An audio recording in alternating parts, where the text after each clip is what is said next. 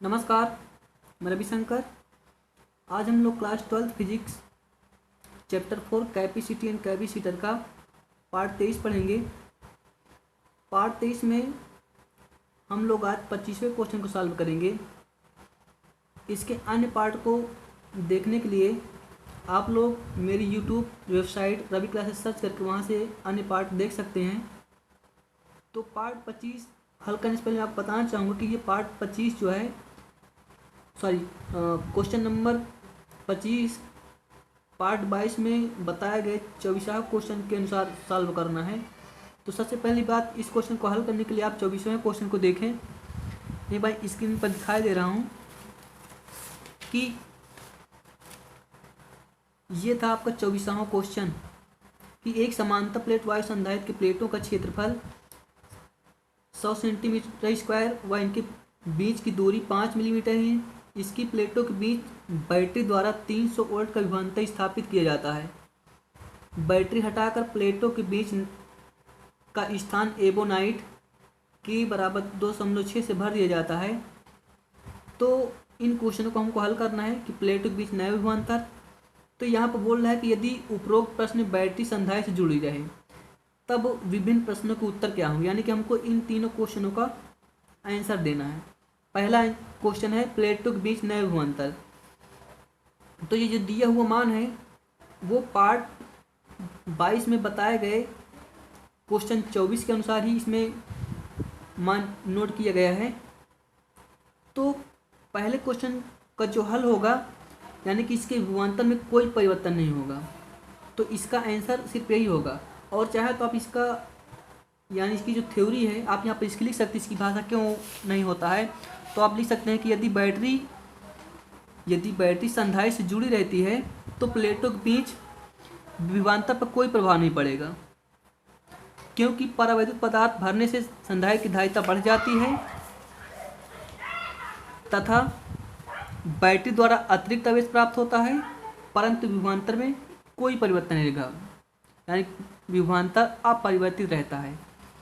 तो इतना आपको पहले आंसर में लिखना है। अब इसके बाद जो दूसरा आंसर इसका देना है संधारित्र के प्रारंभिक एवं अंतिम धारिताएं।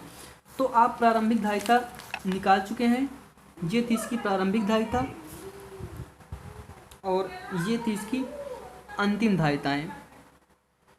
तो प्रारंभिक और अंतिम धारिताएं तो वही होगी, प्रारंभिक धारिता 1.77 × 10⁻11 फैरेड और अंतिम धारिता भी वही रहेगी, यानी कि इन दोनों का आंसर भी वही होगा। अब सिर्फ आंसर में परिवर्तन होगा आवेश के पृष्ठ घनत्व का, जो हमको निकालना है प्लेटों का प्रारंभिक एवं अंतिम आवेश पृष्ठ घनत्व। तो प्रारंभिक यहाँ पर मैंने स्क्रीन पर दिखा दिया है कि आप इसका सॉल्व पार्ट 22 में बताया गया है, तो आप वहाँ इसको अच्छे से सॉल्व कर सकते हैं, यहाँ से स्क्रीनशॉट लेकर हल कर सकते हैं। और जो तीसरा क्वेश्चन इसमें लगाना है पृष्ठ घनत्व, तो यहाँ से आपको सिर्फ सिग्मा 1 कर देना है और उसके अनुसार संधारित्र की पहली धारिता और विभवांतर तो वही रखना है। हल करने के पश्चात आपका जो आंसर होगा वो आ जाएगा आपका, यहाँ से देख सकते हैं कि जो संधारित्र की धारिता थी पहली थी ये और दूसरी थी ये, तो यहाँ से आपको पृष्ठ घनत्व का मान निकालना है बस, बाकी सेम आंसर वही होंगे। तो चलते हैं पृष्ठ घनत्व के लिए। तो पृष्ठ घनत्व के लिए आप निकालो क्या, पहला पृष्ठ घनत्व यानी सिग्मा 1 बराबर Q1 A। तो Q1 किस स्थान पर लिख सकते हैं आप C1 V और यहाँ लिख सकते हैं A। तो जो C1 का मान है वो आप निकाल चुके हैं, कितना 1.77 × 10⁻11। अब विभवांतर का मान दिए गए 300 वोल्ट और एरिया जो निकाल चुके हैं वो है 10⁻²।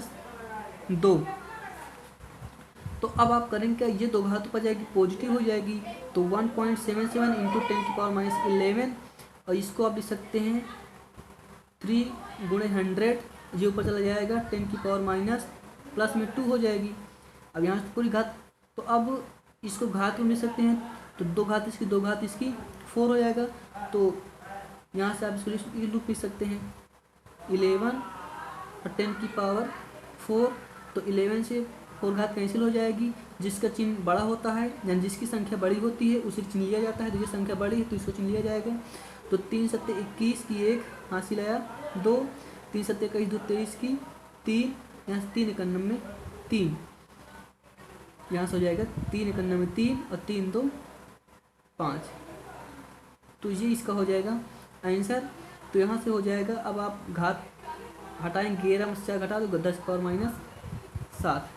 तो ये हो जाएगा आपका कूलाम प्रति मीटर स्क्वायर। तो ये हो जाएगा आपका पहला पृष्ठ घनत्व। अब दूसरे पृष्ठ घनत्व के लिए आप करेंगे क्या, सिग्मा 2 बराबर C2V बाई ए। तो संधारित्र की जो दूसरी धारिता है उसका मान निकाले हैं आप लोग 4.6 गुणे 10 की पावर माइनस 11 और विभवांतर आपका है 300 और एरिया 10 की पावर माइनस 2। तो यहाँ से आप कर सकते हैं 4.6 और गुणे 10 की पावर माइनस 11 और यहाँ से आ जाएगा 3 गुणे 100, ये ऊपर चला जाएगा 10 की पावर 2 प्लस में हो जाएगा 2 घात की 4 हो जाएगी, 3 से गुणा करा देंगे 3 छंग 18 और 3 चौको 12 और 1 13। अब यहाँ से 4 घात कैंसिल कर दी 10 की पावर माइनस 7, 1 दशमलव लगा देंगे। तो अब यहाँ से दशमलव का अंक इधर आएगा, इसमें 1 घात जुड़ जाएंगी, तो 10 की पावर माइनस 7 प्लस 1 तो आ जाएगा 1.38 10 की पावर माइनस 6 कूलाम प्रति मीटर स्क्वायर। ये हो गया दूसरा आंसर। मैं आपको एक चीज़ बताना चाहूँगा कि पार्ट 22 में जो पृष्ठ घनत्व था वहाँ पर थोड़ा कैलकुलेशन आपको सही करना है कि यहाँ पर जो 3 सत्ते 21 था ना, 3 सत्ते 21 तो 21 2 23 3 हासिल 2 आया था, तो यहाँ से 3 91 में 3 और तो यहाँ पर 5 होना चाहिए था। आप लोग थोड़ा सा इसको पार्ट 22 में इसको थोड़ा हल कर लेंगे। अब इसके बाद 26वां क्वेश्चन है जो आपका, वो है कि 3 संधारित्र जिनमें प्रत्येक की धारिता 3 माइक्रोफैरेड है श्रेणी क्रम में जोड़े गए हैं, श्रेणी की तुल्य धारिता ज्ञात कीजिए। तो इसमें बोला गया 3 संधारित्र हैं जिनमें से प्रत्येक की धारिता 3 माइक्रोफैरेड है। तो आप यहाँ से दी गई वैल्यू लिख सकते हैं कि C1 C2 C3 बराबर 3 माइक्रोफैरेड। तो आपको श्रेणी क्रम और समांतर क्रम यानी कि श्रेणी क्रम और समांतर क्रम में तुल्य धारिता ज्ञात करनी है। तो आप लोग इसका फार्मूला प्रूव कर चुके हैं कि श्रेणी क्रम, तो सबसे पहले यहाँ लिख लेना है श्रेणी क्रम संयोजन, श्रेणी क्रम संयोजन। तो श्रेणी क्रम संयोजन का सूत्र होता है 1/c equal 1/c1 plus 1/c2 1/c3। तो आप करेंगे क्या, यहाँ से C1 की वैल्यू 3, इसकी भी 3 और इसकी भी 3। अब आप यहाँ से करोगे क्या कि हर बराबर है तो इसको जोड़ दोगे तो 1 + 1 + 1/3। अब यहाँ से 3/3, 3 से 3 कैंसिल हो जाएगा, आएगा 1, तो बटे में 1 कर सकते हैं। अब यहाँ से इस वैल्यू को यहाँ पर नोट करते आप चले आएंगे। तो इस वैल्यू को जिस प्रकार से लिखी हुई है उसी प्रकार से हम यहाँ से नोट कर लेंगे। अब यहाँ से C का मान निकालना है, तो यहाँ भी एक इधर गुणा कराओगे तो आ जाएगा C बराबर 1 माइक्रोफैरेड।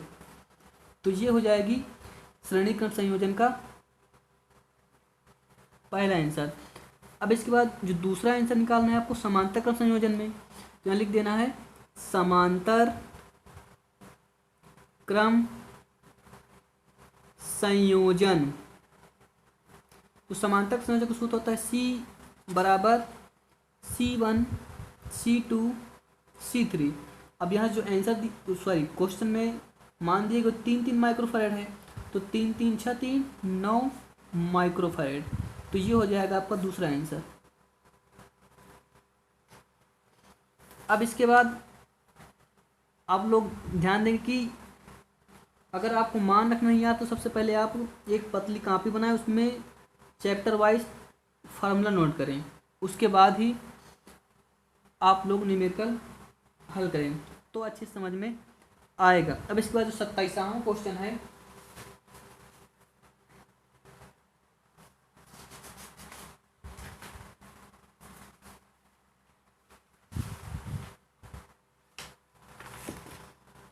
तो 27वां क्वेश्चन की बात करें तो यहाँ पर दिया गया है दो संधारित्रों की तुल्य धारिता समांतर क्रम में 24 माइक्रोफैरड है, श्रेणी क्रम में 6 माइक्रोफैरड है, तो उनकी अलग अलग धारिताएं ज्ञात कीजिए। तो यहाँ पर जैसे क्वेश्चन दिया गया है आप इसके अनुसार इसका मान लिख लेंगे। तो यहाँ पर लिख लेंगे प्रश्नानुसार, यहाँ पर आपको लिखना है प्रश्नानुसार। तो सबसे पहले यहाँ पर हल, फिर उसके बाद आपको लिखना है प्रश्नानुसार या तो प्रश्न के अनुसार। तो जब आप प्रश्न के अनुसार यहाँ पर लिखेंगे तो प्रश्न बोल रहा है कि समांतर क्रम में, तो समांतर क्रम में जो दिया गया है दो तुल्य धारिताएं हैं, तो C1 प्लस यहाँ पर लिख लेना है, माना दो धारिताएं C1 व C2 हैं, दो धारिताएं C1 व C2 हैं, तो उसके अनुसार लिख लेना है C1 प्लस C2 बराबर 24 माइक्रोफैरड। इसको समीकरण नंबर 1 दे देना है। तो इसका बोल रहा है श्रेणी क्रम में, तो श्रेणी क्रम का जो सूत्र होता है उसके अनुसार आपको यहाँ पर नोट कर लेना है कि 1/C1 प्लस 1/C2 बराबर जो दिया गया है वो है आपका 1/6 माइक्रोफैरड। इसको कर देना समीकरण नंबर 2। अब आपको समीकरण 2 को थोड़ा हल कर लेना है, तो लिख देंगे समीकरण 2 से, तो आप इसका गुणा कराओगे 1 से तो हो जाएगा C2, इसके इधर हो जाएगा C1, ये आपस में हो जाएगा C1 इंटू C2, यहाँ से हो जाएगा 1/6। अब आप इसको लिख सकते हैं दोनों प्लस में, तो आप इसको इधर पलट कर लिख सकते हैं C1 C2 और यहाँ से C1 प्लस C2 और 1/6। अब आपको C1 प्लस C2 का मान समीकरण 1 से रख देना है, तो यहाँ लिख देना है समीकरण 1 से, या तो आप इसको समीकरण 3 मान सकते हैं और फिर लिख सकते हैं समीकरण 1 व 3 से, या तो डायरेक्ट यहाँ पर समीकरण 1 लिख सकते हैं। तो होगा क्या कि C1 प्लस C2 के स्थान पर हम इस वैल्यू को रख देंगे, तो यहाँ से हो जाएगा आपका 24 और यहाँ से आ जाएगा C1 C2 1/6। अब आप करेंगे क्या, तीजे गुणा करा दें, तो यहाँ से हो जाएगा 24 गुणे 6 और यहाँ से आ जाएगा C1 इंटू C2, तो यहाँ से हो जाएगा आपका C1 इंटू C2, 6 चौको 24 की 4 और 6 दूनी 12 2 14, यहाँ से आ जाएगा आपका 144। तो ये C1 C2 की वैल्यू हो गई। तो अब आपको एक सूत्र ध्यान देना होगा जो आप लोग क्लास 8 में पढ़े होंगे, या तो फिर मैं चैप्टर 1 में एक इस प्रकार का क्वेश्चन सॉल्व किया हूँ, आप वहाँ से सूत्र को लिख सकते हैं, मैं आगे यहाँ लिखे दे रहा हूँ। ये सूत्र होता है वो होता है C1 माइनस C2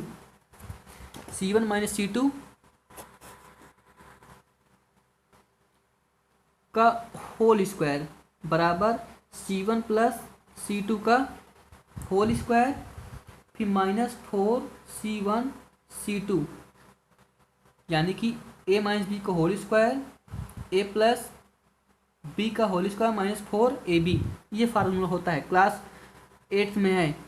तो आप यहाँ से करेंगे क्या, C1 प्लस C2 का मान समीकरण 1 से निकाल चुके हैं, 24 माइक्रोफैरड। तो आप यहाँ पर लिख सकते हैं 24 और माइक्रोम 10⁻⁻6 लिख सकते हैं। ये हो गया, स्क्वायर है, आप इसको स्क्वायर कर देंगे। फिर इसके बाद यहाँ पर दिया गया है 4 और इसके बाद C1 C2 का मान आप यहाँ निकाल ही चुके हैं। तो यहाँ लिख सकते हैं 144। अब इसके बाद आप ध्यान देंगे कि C1 C2 की वैल्यू जो 144 है और यहाँ पर जो इसकी वैल्यू है वो है 24।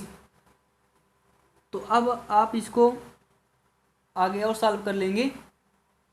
आपको यहाँ से घात कुछ मतलब कि माइक्रोम दिए गए हैं ना, और माइक्रोम ये भी लिख रखा है, तो इसको आपको कुछ नहीं करना है, माइक्रोम ही आंसर आएगा। तो यहाँ से हो जाएगा 24 × 24 और यहाँ से आ जाएगा 4 चौको 16 की 6, 4 चौको 16 की 17 और 4 का 9 4 1 5।